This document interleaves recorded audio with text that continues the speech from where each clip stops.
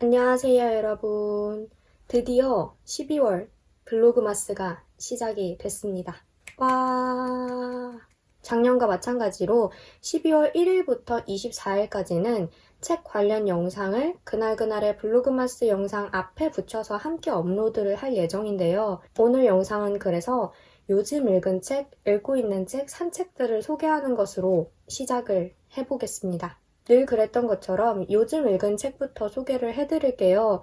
요즘 책을 좀 부지런히 읽으려고 노력을 하고 있는데 나름은 몇몇은 이미 11월에 제가 리뷰 영상으로 따로 소개를 했기 때문에 오늘은 한 권만 준비했습니다. 바로 이장욱 작가님의 에이프릴 마치의 사랑이라는 책이고요. 출판사는 문학동네입니다. 이장욱 작가님의 새로운 소설집이에요. 표제작인 에이프릴 마치의 사랑을 포함해서 총 9편의 단편 소설이 수록되어 있습니다. 소설들 간의 공통점들이 저는 좀 보였던 것 같아요. 별다를 것 없이 반복되던 일상에 생긴 어떤 균열, 어긋남, 이런 것들을 탁월하게 그렸다는 점인데요. 이런 균열이 자아내는 묘한 긴장감과 초조함을 정말 잘 그려낸 작품들입니다. 소설 안에서 균열이 생겼는데 이 균열이 다시 봉합되지 않은 상태로 마무리가 돼요.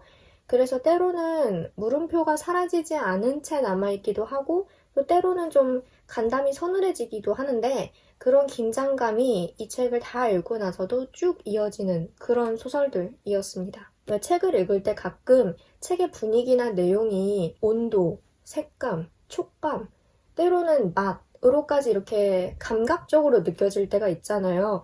어떤 책은 부드러운 실크 같은 느낌이고 또 어떤 책은 투명한 유리 같고 또 어떤 책은 굉장히 차가운 느낌이고 그런 감각적인 면에서 이 책은 저에게 좀 애매한 설명일 수 있는데 저는 개인적으로 발밑에서 부스러지는 낙엽 같았고 약간은 까슬까슬한 갈색 체크 한방 같았고 그리고 때로는 위태롭게 놓여있는 어떤 물건을 바라보는 느낌이었어요. 되게 애매하죠.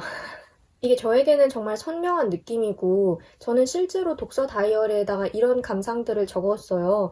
발밑에서 부스러지는 낙엽 같다. 혹은 그 표현도 있었다. 식어버린 믹스커피를 억지로 들이키는 느낌이었다. 그러니까 이게 이 소설이 싫다는 게 아니라 주인공들이 어떤 상황에 처했을 때 그냥 회피하지 못해서 식어버린 믹스커피를 그냥 꿀꺽 삼켜버리는 그런 느낌? 차가운 믹스커피가 아니라 뜨겁게 만들었는데 식어버린 거 있잖아요.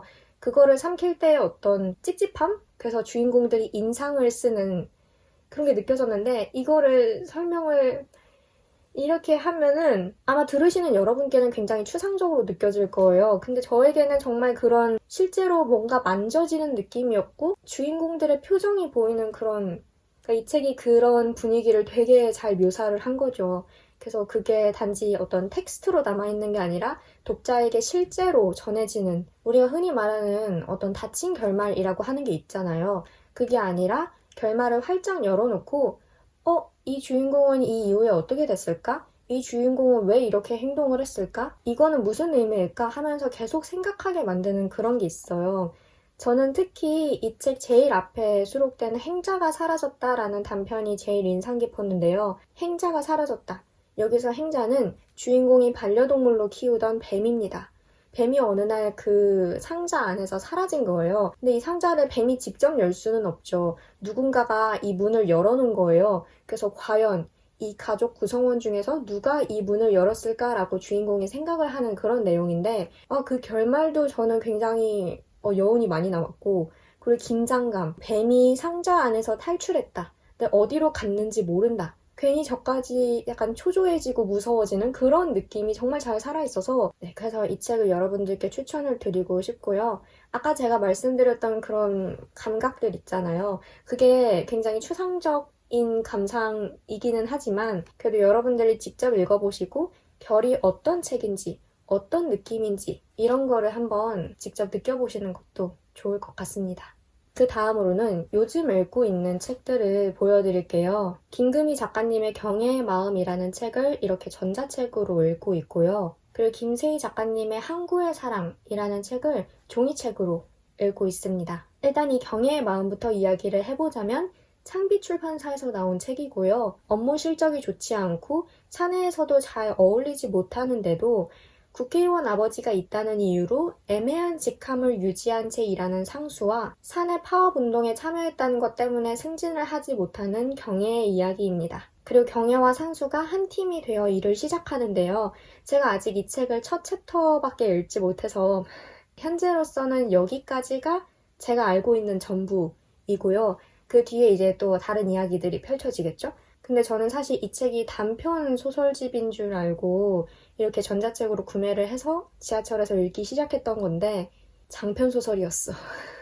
왜 제가 이걸 단편 소설집이라고 생각을 했는지는 아직도 정말 모르겠는데 이거를 계속 읽다가 아무리 읽어도 이 단편이 끝나지 않는 거예요. 잠깐만. 이 책의 제목이 경애의 마음이고 내가 지금 경애의 이야기가 담긴 소설을 읽고 있는데 이 단편의 제목은 공란은 곤란하다야. 그러면은 이 단편이랑 경애의 마음이라는 제목은 왜 다른 거지? 라고 생각을 하다가 표지를 다시 한번 보고 이 표지에 쓰인 장편소설이라는 단어를 발견하게 된 거죠.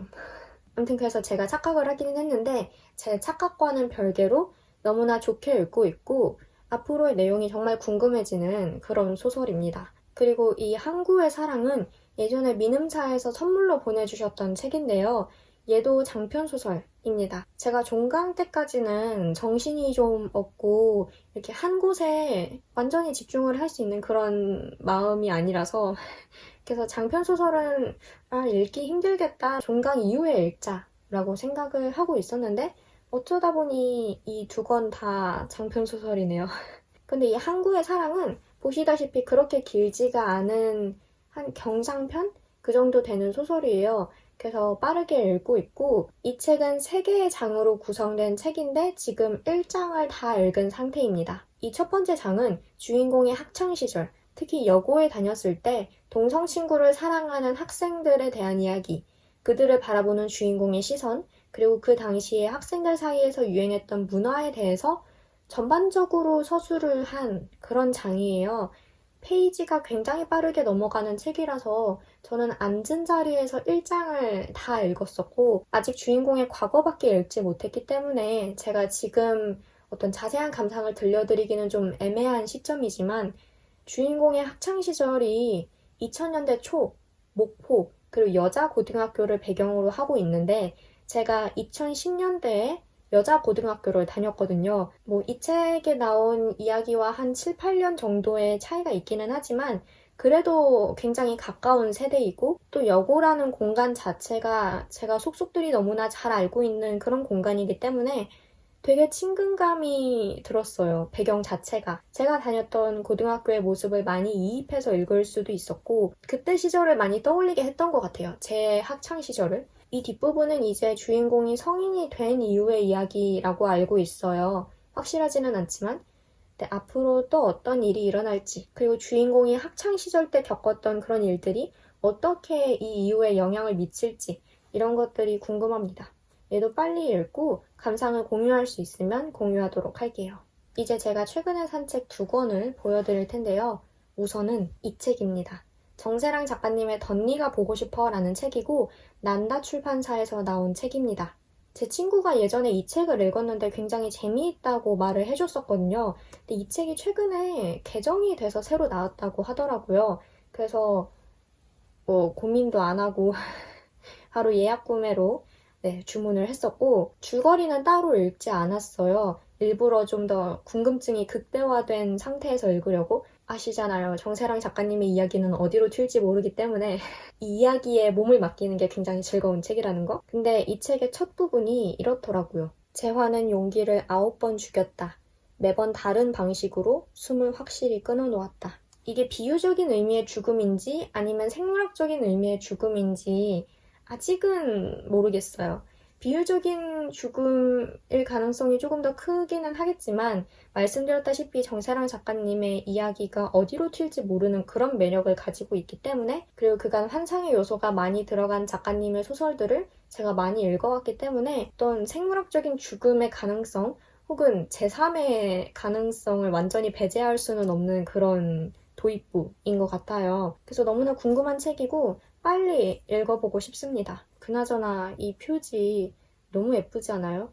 이 디자인도 디자인인데 이런 색감 같은 게 이 뒤에 네, 요것도 그렇고 뭔가 되게 오묘하면서 분위기가 있는 그런 표지인 것 같아요. 저번에 나온 그 지구에서 하나뿐? 그 책도 표지가 굉장히 감각적이었는데 이번에도 역시 저는 이 색감이 너무 좋은 것 같아요. 이 물의 이미지, 그 여기 이렇게 비치는 이런 이미지도 너무 좋고 마음에 드는 표지입니다.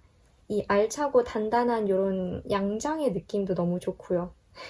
최근에 산 또 하나의 책은 바로 이 책입니다. 올가 토카르추크 작가님의 태고의 시간들이라는 책이고 출판사는 은행나무입니다. 올가 토카르추크라는 이름이 굉장히 익숙하실 텐데요. 여기 보시면 이렇게 대문짝만하게 2018 노벨문학상 수상이라고 적혀 있죠. 제가 듣기로는 이 작가님이 노벨문학상 수상 전에는 한국에서는 그렇게까지 많이 알려지거나 혹은 책이 많이 번역된 그런 작가님은 아니라고 들었어요. 저도 이번 노벨문학상 수상 소식을 통해서 새롭게 알게 된 작가님인데 제가 노벨문학상을 수상했다는 이유로 책을 산 적은 한 번도 없었던 것 같아요. 아무리 상을 탄 작가라도 베스트셀러를 많이 낸 작가라도 제가 관심이 가지 않으면 저는 잘 읽지 않는 스타일이거든요. 근데 이 책은 너무나도 사고 싶었습니다. 왜냐하면 책 속에 이런 표현들이 쓰여 있거든요. 폴란드의 한 신화적인 마을 태고, 허구와 현실이 절묘하게 중첩되는 공간, 20세기 폴란드에서 실제로 일어났던 역사적 사건들이 마을 주민의 신화적 삶과 어우러져 장엄한 우화를 빚어낸다. 이 신화적이라는 단어 때문에 제가 또 환상과 현실이 어우러진 소설을 좋아하지 않습니까? 이 책도 어쩐지 그런 느낌이지 않을까 싶어서 네, 신화라는 그런 단어가 주는 이미지가 있잖아요. 재밌을 것 같은데 그래서 샀습니다. 물론 이 책을 알게 된 건, 그리고 이 작가님을 알게 된 건 노벨문학상 때문이었지만 노벨문학상이 아니었더라도 제가 이 책의 설명을 읽었다면 저는 망설임 없이 구매를 했을 것 같아요. 참 취향이 한결같은 것 같아요. 아무튼 그래서 기대가 많이 되는 책이고요. 이 책은 장편소설이겠죠? 그래서 제가 종강을 하고 그러고 나서 읽지 않을까 싶습니다. 네, 이렇게 해서 요즘 읽은 책과 읽고 있는 책과 산 책들에 대해서 이야기를 해봤는데요. 이제 종강이 얼마 남지 않았어요. 앞으로 17일만 더 참으면 종강... 17일? 17일만 더 참으면 종강... 하여튼 종강만 하면은 제가 이 책들을 정말 이 책들뿐만이 아니라 지금 읽으려고 쌓아놓은 책들을 다 읽을 거예요. 진짜 어디 방이든 카페든 콕 처박혀서 책만 읽을 거야. 물론 책만 읽지는 않겠죠. 유튜브도 보고 영상도 찍고 또 다이어리도 꾸미고 하겠지만 아무튼 너무너무 빨리 종강이 왔으면 좋겠다. 난 정말 진짜 종강 너무 종강 그렇고요. 이제 브이로그 파트로 넘어가도록 하겠습니다. 드디어 트리를 꺼내왔습니다. 그러면은 여기에 있는 이 오너먼트 얘네를 사용을 해서 트리를 꾸며볼게요. 유후!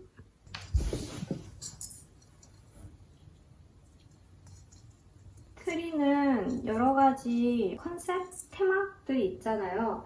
뭐 골드 앤 화이트도 있고 혹은 실버도 있고 그래서 저도 매년 고민을 하기는 해요. 트리를 이번에는 좀 색다른 컨셉으로 꾸며볼까 실버로 통일을 해볼까 막 이런 거를 고민을 하긴 하는데 그래도 트리는 매년 클래식한 컬러라고 해야 될까? 이런 초록색, 빨간색 이렇게 꾸미게 되는 것 같아요. 그리고 이런 크리스마스만의 색감이 너무 좋아서 빨간색과 초록색? 그래서 매년 이 컨셉으로 돌아오게 되네요. 외국에서는 진짜 나무를 갖다가 트리로 만드는 경우도 있잖아요. 저도 외국 유튜버 분들의 영상에서 자주 보게 되는데 그게 너무 부럽더라고요. 그리고 그 옆에 진짜 벽난로가 있으면 제가 생각하는 가장 이상적인 따뜻한 느낌의 크리스마스가 완성이 될 것 같고 근데 한국에서는 진짜 나무를 갖다가 트리를 세우기도 어렵고 집 안에다가 그러기는 어렵고 아파트에 살기 때문에 벽난로도 설치를 할 수가 없는데, 그래도 이런 식으로 좀 소소하게 터치를 주면 크리스마스 분위기가 훨씬 더 사는 것 같아요.